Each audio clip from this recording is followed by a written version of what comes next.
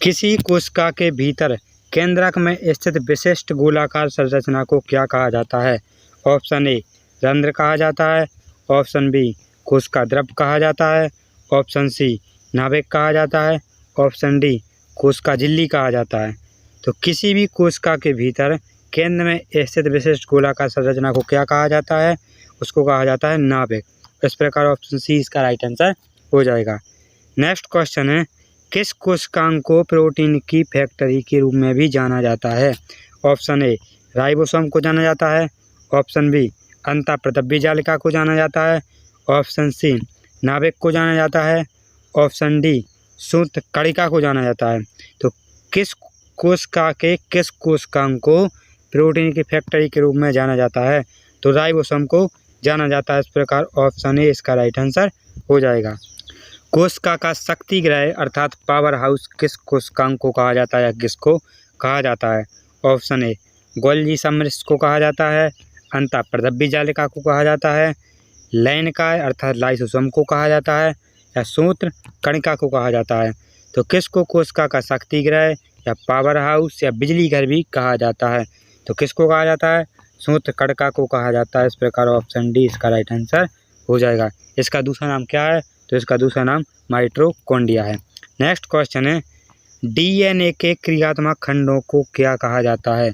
Option A RNA कहा जाता है, ऑप्शन बी ग्लूकोज कहा जाता है, ऑप्शन सी पैतृक या जीन कहा जाता है, जीन्स कहा जाता है, ऑप्शन डी प्रोटीन्स कहा जाता है। तो डीएनए के क्रियात्मक खंडों को क्या कहा जाता है? उनको पैतृक यानी जीन्स कहा जाता है। क्या कहा जाता है? उनको जीन्स के नाम से जानते हैं। नेक्स्ट क्वेश्चन है, निम्नलिखित कोशिका का कौन सा भाग पशु कोशिकाओं में नहीं होता है?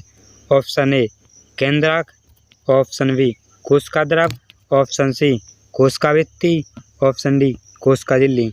अब इन चार ऑप्शन में से कौन सा ऑप्शन सही है? तो पशुओं की कोशिकाओं में नहीं होता है। तो क्या नहीं होता है? तो पशुओं की कोशिका में क्या नहीं होता है? कोशिका भित्ति नहीं होती है। इस प्रकार ऑप्शन सी इसका राइट आंसर हो जाएगा। नेक्स्ट क्वेश्चन है, आनुवांशिकी के नियम का अन्वेषण किसने किया था? ऑप्शन ए चार्ल्स डार्विन ने किया था, ऑप्शन बी अल्बर्ट आइंस्टीन ने किया था, ऑप्शन सी जे थॉमसन ने किया था, option D Gregor John Mendel ने किया था। तो आनुवांशिकी के नियम का जो अन्वेषण है वो किसने किया था? ग्रेगर जॉन मेंडल ने किया था। इस प्रकार ऑप्शन डी इसका राइट आंसर हो जाएगा। इसके बाद नेक्स्ट क्वेश्चन है, निम्नलिखित में से किसे कोशिका के आत्मघाती थैले के नाम से भी जाना जाता है, जिसको इंग्लिश में सुसाइड बैग के नाम से भी जाना जाता है? दोस्तों, दिल्ली पुलिस कांस्टेबल 2020 में ये क्वेश्चन पूछा गया है। ऑप्शन ए इसका हो जाएगा गोल्जी संरचना को, ऑप्शन बी डीएनए को, ऑप्शन सी लाइसोसोम को, ऑप्शन डी माइटोकॉन्ड्रिया को। तो किसको आत्मघाती थैली अर्थात सुसाइड बैग के नाम से भी जाना जाता है? तो लाइसोसोम को जाना जाता है। इस प्रकार ऑप्शन सी इसका राइट आंसर हो जाएगा। इसके बाद नेक्स्ट क्वेश्चन है, किसी व्यक्ति की देखी जा सकने वाली विशेषताएं जैसे कि ऊंचाई हो गई, आँखों का रंग हो गया, रक्त का प्रकार हो गया आदि किस नाम से जाना जाता है?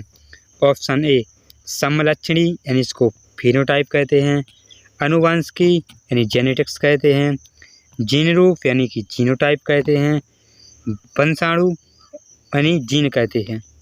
तो किसी भी व्यक्ति में जो दिखने वाले लक्षण होते हैं जैसे उसकी ऊंचाई हो गई यानी कि हाइट हो गई, आँखों का रंग हो गया, रक्त का प्रकार हो गया, ये किस लक्षण के अंतर्गत आते हैं?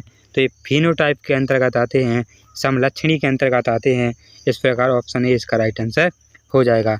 इसके बाद नेक्स्ट क्वेश्चन है, वैज्ञानिक परकिंजे के द्वारा निम्नलिखित में से किस शब्दावली का सृजन किया गया था?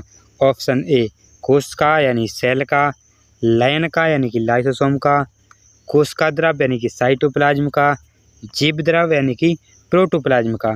जो परकिंजे है ने किसका नाम दिया था? तो किसका नाम दिया था? इन्होंने जीव द्रव यानी प्रोटोप्लाज्म का नामकरण किया था। किसने? परकिंजे ने।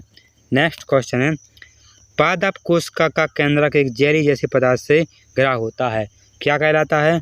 एक बार फिर से, जो पादप कोशिका का जो केंद्रक होता है वो एक जेली जैसे पदार्थ से क्या होता है, घिरा होता है। जैसे क्या कहा जाता है, प्लास्टिड कहा जाता है, रिक्तिका कहा जाता है, कोशिका द्रव कहा जाता है या हर्तलवक कहा जाता है। तो इसको क्या कहा जाता है, उसको कोशिका द्रव कहा जाता है। इस प्रकार ऑप्शन सी इसका राइट आंसर हो जाएगा। इसके बाद नेक्स्ट क्वेश्चन है, कोशिकाओं का वह स्वरूप समूह, कोशिकाओं का वह समूह या वह ग्रुप जिसकी संरचना समान होती है और एक साथ मिलकर एक विशिष्ट कार्य को करते हैं, किस नाम से जाना जाता है। ऑप्शन ए उसको प्रोटीन कहते हैं, ऑप्शन बी इसको अंग यानी कि ऑर्गन कहते हैं, ऊतक यानी कि इसको टिश्यू कहते हैं, ऑप्शन बी इसको एंजाइम कहते हैं। तो क्या है, कोशिकाओं का एक वह स्वरूप, सॉरी दोस्तों, कोशिकाओं का एक वह समूह जिसकी संरचना बिल्कुल समान होती है और एक साथ मिलकर एक विशिष्ट कार्य को करती हैं, उसको ऊतक कहा जाता है। इसको इंग्लिश में टिश्यू के नाम से भी जाना जाता है। इस प्रकार ऑप्शन सी इसका राइट आंसर हो जाएगा। नेक्स्ट क्वेश्चन है, पादप कोशिका के लवक निम्नलिखित में से क्या कहलाते हैं। ऑप्शन ए क्लोरोफिलेन कहलाते हैं, ऑप्शन बी क्लोरोफाइटा कहलाते हैं, ऑप्शन सी क्लोरोप्लास्ट कहलाते हैं, ऑप्शन डी क्लोरोफिल कहलाते हैं। तो पादप कोशिका के जो लवक हैं वो क्या कहलाते हैं, क्लोरोप्लास्ट कहलाते हैं। इस प्रकार ऑप्शन सी इसका राइट आंसर हो जाएगा। इसके बाद नेक्स्ट क्वेश्चन है, कोशिका चक्र में निम्नलिखित में से कौन सा चरण विभाजन अंतराल अवस्था यानी कि इंटरफेज का हिस्सा नहीं है। ऑप्शन ए समसूत्रण यानी कि माइटोसिस कहते हैं इसको इंग्लिश में, अंतराल यानी गैप 2, संश्लेषण, और ऑप्शन डी इसका अंतराल गैप 1। इसका जो राइट आंसर कौन सा हो जाएगा, इसका राइट आंसर ऑप्शन ए हो जाएगा।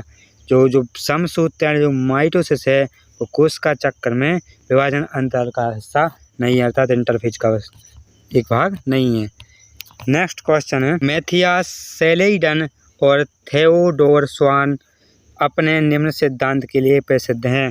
Option A big bang, option B जीवन की उत्पत्ति, ऑप्शन सी कोशिका सिद्धांत, ऑप्शन डी क्रमिक विकास।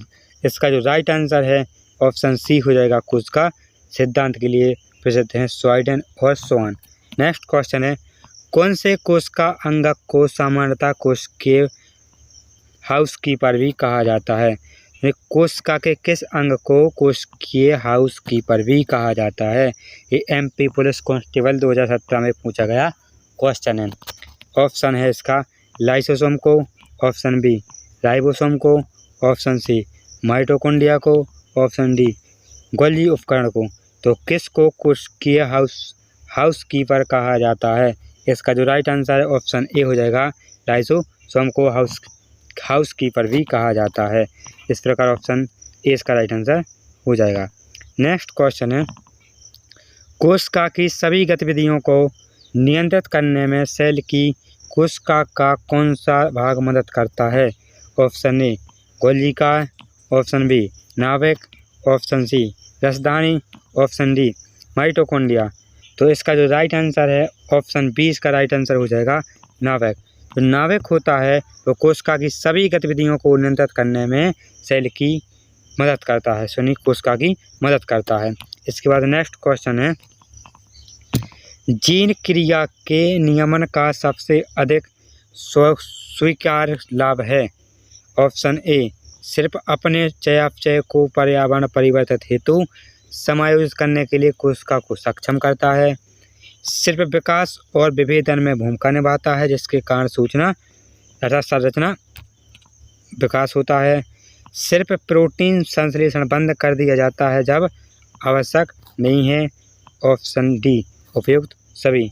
इसका जो राइट आंसर है ऑप्शन डी हो जाएगा, उपयुक्त सभी। इसके बाद नेक्स्ट क्वेश्चन है, निम्नलिखित में से कौन सा कथन असत्य है।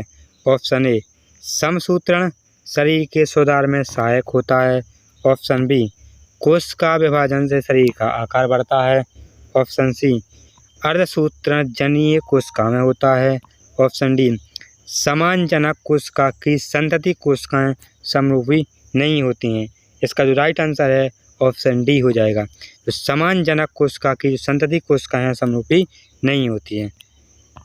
इसके बाद नेक्स्ट क्वेश्चन है, माइटोकॉन्ड्रिया एवं प्लास्टिड को अर्ध स्वायत्त कोशिकांग क्यों कहा जाता है? ए, उनके कुछ प्रोटीनों को संश्लेषित कर सकते हैं। ऑप्शन बी, इनमें डीएनए, आरएनए, राइबोसोम्स एवं एंजाइम होते हैं। इनमें डीएनए एवं प्रोटीन होते हैं। इनमें ऑक्सीसोम होते हैं।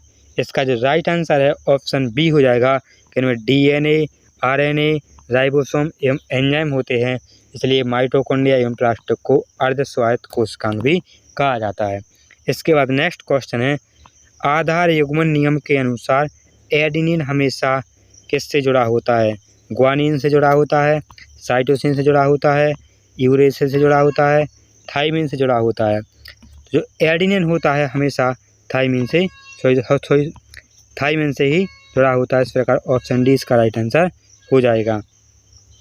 आप लोगों को एक बात याद रखना है, आयते क्या है? आयते जो एडेनिन है वो हमेशा जुड़ेगा किससे? थाइमिन से। किससे? एडेनिन हमेशा जुड़ेगा थाइमिन से। किसके साथ? हाइड्रोजन के डबल बॉन्ड के साथ। इसके बाद नेक्स्ट क्वेश्चन है, नाभिक से कोशिका की सतह तक जा रहे नलिकाओं के अनियमित नेटवर्क वाले कोशिकांग क्या कहलाते हैं? ऑप्शन ए, गोल्जिकाय कहलाते हैं। ऑप्शन बी, लैनकाय कहलाते हैं। ऑप्शन सी, अंतःपदव्य जालिका कहलाते हैं। ऑप्शन डी, तरक्काय कहलाते हैं। इसका जो राइट आंसर है ऑप्शन सी हो जाएगा, अंतःपदव्य जालिका कहलाते हैं। इस प्रकार ऑप्शन सी इसका राइट आंसर हो जाएगा। कोशिका की स्थिति का चयन करें। ऑप्शन ए, अणु। ऑप्शन बी, रचक खंड यानी कि बिल्डिंग ब्लॉक। ऑप्शन सी, अंग। ऑप्शन डी, परमाणु यानी कि एटम। इसका जो राइट आंसर हो जाएगा ऑप्शन बी हो जाएगा, रचक खंड। इस प्रकार ऑप्शन बी इसका राइट आंसर हो जाएगा। नेक्स्ट क्वेश्चन है, मनुष्य में शाखित कोशिका का एक उदाहरण है। ऑप्शन ए, लाल रुद्रकणिका। ऑप्शन बी, श्वेत रुद्रकणिका। ऑप्शन सी, शंकु के आकार की पेशकी कोशिका। ऑप्शन डी, तंत्रिका कोशिका। इसका जो राइट आंसर है ऑप्शन डी इसका राइट आंसर हो जाएगा, तंत्रिका कोशिका मनुष्य में शाखित कोशिका का एक उदाहरण है। इसके बाद नेक्स्ट क्वेश्चन है, डीएनए में मौजूद शर्करा होती है। ऑप्शन ए, ग्लूकोज होती है, फ्रक्टोज होती है। ऑप्शन सी, डीऑक्सी राइबोज शर्करा होती है। डी, राइबोज शर्करा होती है। तो डीएनए में कौन सी शर्करा होती है? तो डीएनए में डीऑक्सी राइबोज शर्करा होती है। इस प्रकार ऑप्शन सी इसका राइट आंसर हो जाएगा। और आरएनए में कौन सी शर्करा होती है? तो आरएनए में केवल राइबोज शर्करा होती है। नेक्स्ट क्वेश्चन है, कोशिका के नाभिक का आविष्कार किसने किया था? ऑप्शन ए, रॉबर्ट हुक ने किया था। ऑप्शन बी, रॉबर्ट ब्राउन ने किया था। ऑप्शन सी, पुरकिंजी ने किया था। ऑप्शन डी, फिरखो ने किया था। तो कोशिका के जो नाभिक का जो आविष्कार है वो किसने किया था? रॉबर्ट ब्राउन ने किया था। इस प्रकार ऑप्शन बी इसका राइट आंसर हो जाएगा। इसके बाद नेक्स्ट क्वेश्चन है, नाभिक में संरचित धागे जैसी संरचना क्या कहलाती हैं? डीएनए कहलाती हैं, गुणसूत्र कहलाती हैं, अर्ध गुणसूत्र कहलाती हैं या क्रोमेटिन कहलाती हैं? तो नाभिक में जो संरचित धागे जैसी संरचनाएं होती हैं वो क्या कहलाती हैं? वो गुणसूत्र कहलाती हैं, जिसको क्रोमोसोम भी कहा जाता है। इस प्रकार ऑप्शन बी इसका राइट आंसर हो जाएगा, गुणसूत्र। नेक्स्ट क्वेश्चन है, प्रत्येक रंध्रीय छिद्र निम्न द्वारा संरचित होता है। ऑप्शन ए, गौड़ कोशिकाओं द्वारा। ऑप्शन बी, अधिचर्म कोशिकाएं द्वारा। ऑप्शन सी, ट्राइकोम के द्वारा। ऑप्शन डी, रक्षक कोशिकाओं के द्वारा। तो प्रत्येक रंध्रीय छिद्र किसके द्वारा संरचित होता है? इसका जो राइट आंसर है ऑप्शन डी हो जाएगा, रक्षक कोशिकाओं के द्वारा। इसके बाद नेक्स्ट क्वेश्चन है, पादप कोशिकाओं में अंतराकोशिक संयोजन क्या कहलाते हैं? ऑप्शन ए, सूक्ष्म तंतु कहलाते हैं, जीवद्रव तंतु कहलाते हैं, मध्य पटलिका कहलाते हैं या टीनोब्लास्ट कहलाते हैं? तो पादप कोशिकाओं में जो अंतराकोशिका संयोजन है वो क्या कहलाते हैं? इसका जो राइट आंसर है कौन सा है? इसका राइट आंसर ऑप्शन बी हो जाएगा, जीवद्रव तंतु कहलाते हैं।